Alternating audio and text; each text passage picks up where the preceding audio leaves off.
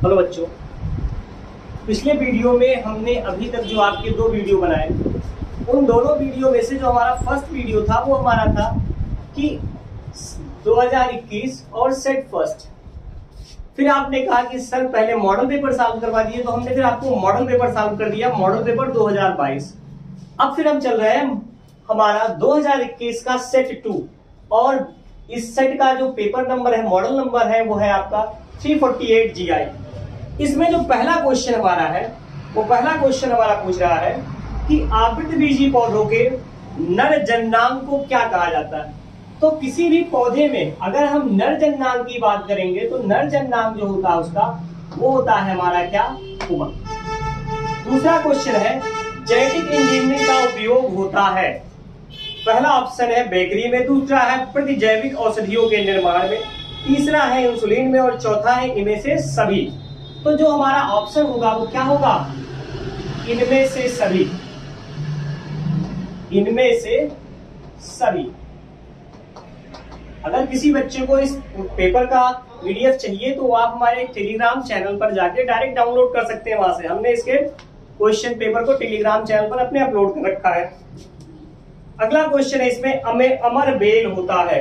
तो अमर बेल जो है ये हमारा परजीवी तना होता है, ठीक, ये हमारा पूर्ण परजीवी तना। फिर क्वेश्चन है हमारा 2 का टर्नर सिंड्रोम और क्लेनफेल्टर सिंड्रोम में गुणसूत्रों की संख्या लिखिए। तो पहला क्या है, टर्नर सिंड्रोम। जो टर्नर सिंड्रोम होता है इसमें गुणसूत्रों की संख्या क्या हो जाती है, 1 कम हो जाती है। कुल गुणसूत्र कितने होते हैं, 46, और टर्नर के केस में क्या होता है, X 0 हो जाता है। यानी एक X क्रोमोसोम, यानी जो हमारा सेकेंडरी सेक्स क्रोमोसोम है, लिंग गुणसूत्र है, इसका स्थानांतरण नहीं होता है, और इस द्वितीयक लिंग गुणसूत्र के स्थानांतरण ना होने के कारण गुणसूत्र की संख्या क्या हो जाती है, 1 कम हो जाती है। यानी कितनी हो गई, 45 हो गई। इसके कारण जो बनता है हमारा वो क्या होता है, वो होता है हमारा इंटरसेक्ट का निर्माण होता है। फिर इसी में क्वेश्चन में पूछ रहा है क्लेनफेल्टर सिंड्रोम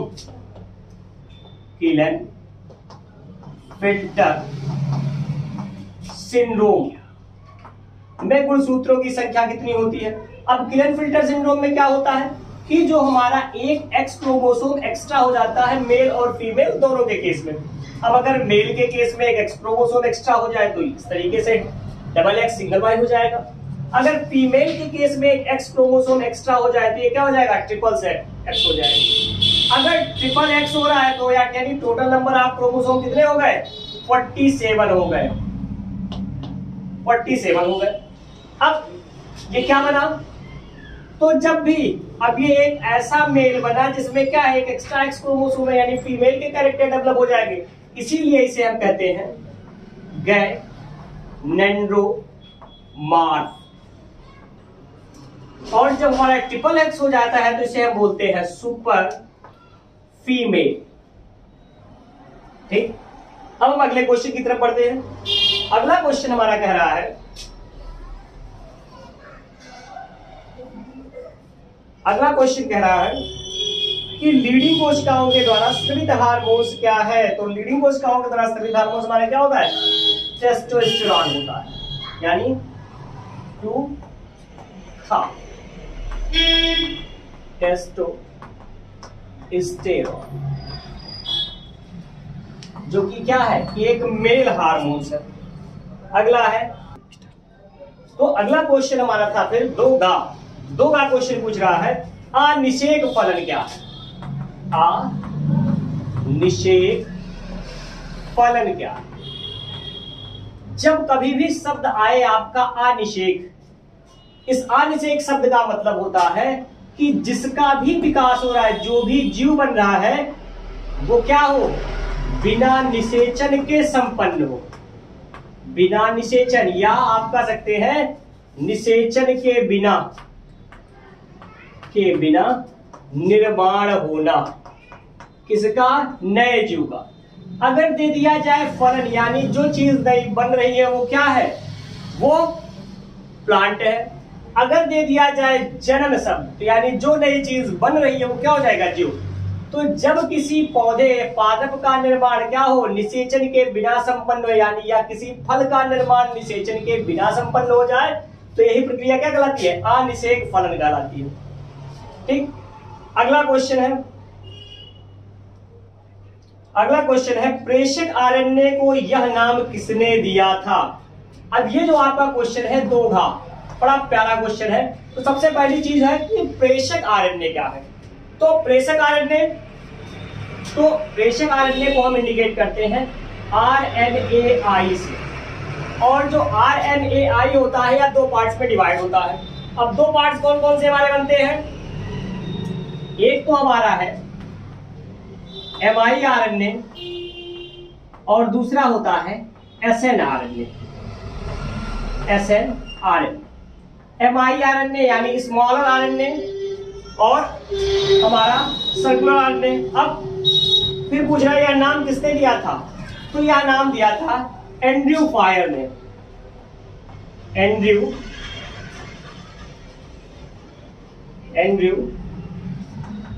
फायर ने नाम दिया था क्या? RNAi। अब अगला है दो अंगा क्वेश्चन पूछ रहा है कि सहोपकारिता की परिभाषा लिखिए। शब्द ही बता रहा है सहोपकारिता, यानी जब एक जीव क्या करे? दो जीव एक साथ रहे, सह माने साथ रहने वाले जीव। तो जब दो जीव एक साथ रहे और एक जीव क्या करे? दूसरे जीव पर उपकार करे, तो यही चीज क्या कहलाई? सहोपकारिता कहलाई। यानी एक चीज ऐसी हो जो क्या हो? नथिंग गेन नथिंग लॉस पर काम करे, यानी उसको ना तो लाभ हो ना तो हानि हो, जबकि जो हमारी दूसरी भी जिस चीज हो वो क्या हो? प्रॉफिट में हो। तो इसी को हम क्या कहते हैं? सहोपकारिता कहते हैं। अब अगला क्वेश्चन है अपूर्ण प्रभाविता को उदाहरण सहित समझाइए। अब आप अगर इसका स्क्रीनशॉट लेना चाहें तो आप स्क्रीनशॉट ले लें इसको, ठीक है। तो अब अगले क्वेश्चन की तरफ चलते हैं।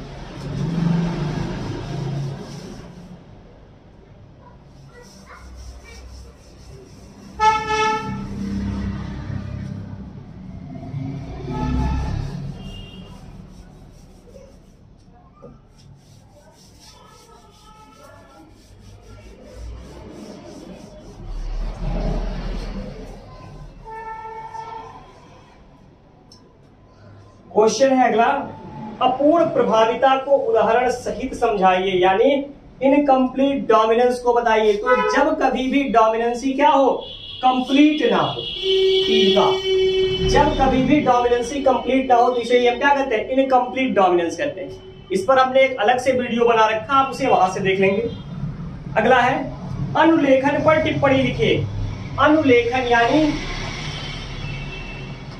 क्वेश्चन है ट्रांसलेशन, अनुलेख। शब्द ही बता रहा है कि क्या करना है? किसी चीज को लिखना है, तो किस चीज को लिखना है और किससे लिखना है? तो जब कभी भी हम क्या करें? मैसेंजर आरएनए से प्रोटीन का निर्माण करें, तो यही प्रक्रिया हमारी क्या होती है? अनुलेखन कहलाती है, जो क्या होती है? 3 चरणों में संपन्न होती है। अगला है विलुप्त प्रजाति से आप क्या समझते हैं? तो विलुप्त प्रजाति ऐसी प्रजातियां जो क्या हो? जिनका अस्तित्व समाप्त हो गया हो, यानी जिन प्रजातियों के जीव जो है वो मिलने के कगार पर ना हो, या मिलते ना हो, या पाए ना जाते हो, उन्हें हम क्या कहते हैं? विलुप्त प्रजातियां कहते हैं।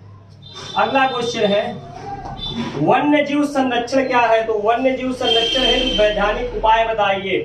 तो जब हम टर्म ही क्या कह रहा है? वन्य जीव संरक्षण। तो जब हम जीवों को क्या करें? किसी भी वन्य जीव जो कि एक निश्चित वातावरण में या एक निश्चित आवास में फ्री फॉर्म में रह रहे हो, यानी मुक्त रूप से रह रहे हो, उन्हें हम वन्य जीव कहते हैं। इन्हीं जीवों को बचाने के लिए चलाया जाने वाला प्रक्रम ही क्या कहलाता है? वन्य जीव संरक्षण कहलाता है। क्वेश्चन कर रहा है कि इसके वैधानिक उपाय क्या है? तो इसका वैधानिक उपाय होता है कि हम उन जीवों की क्या कर दे? टैगिंग कर दे।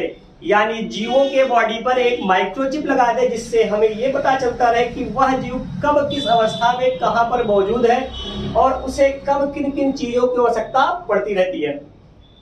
अगला क्वेश्चन है क्वेश्चन नंबर 4 का परिवार नियोजन की यांत्रिक विधियां लिखिए। अब क्वेश्चन है यांत्रिक विधियां, तो दो विधियां मुख्य रूप से यूज की जाती है। एक होता है ट्यूबेक्टोमी और दूसरा हमारा होता है वैसेक्टोमी। ये दो क्या है हमारी परिवार नियोजन की यांत्रिक विधियां हैं। अगला क्वेश्चन है मानव शुक्राणु की संरचना का सचित्र वर्णन कीजिए। तो क्वेश्चन नंबर है ये आपका खा। तो शुक्राणु जो होता है इसमें आपके 3 मुख्य भाग होते हैं। एक होता है सिर, दूसरा होता है नेक या बॉडी और तीसरे को हम कहते हैं टेल। अब देखिए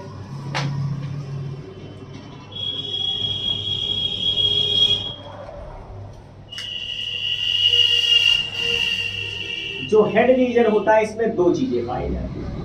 सबसे पहली चीज होती है फर्स्ट होता है हेड, देन होता है न्यूक्लियस,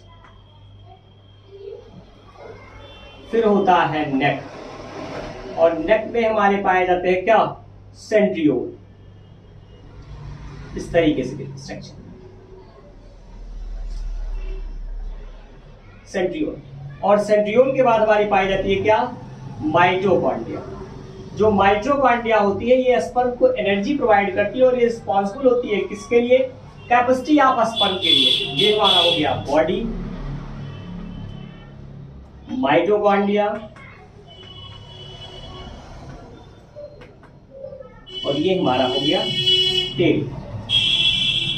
तो अब ये हो गया हमारा कंप्लीट स्पर्म स्ट्रक्चर।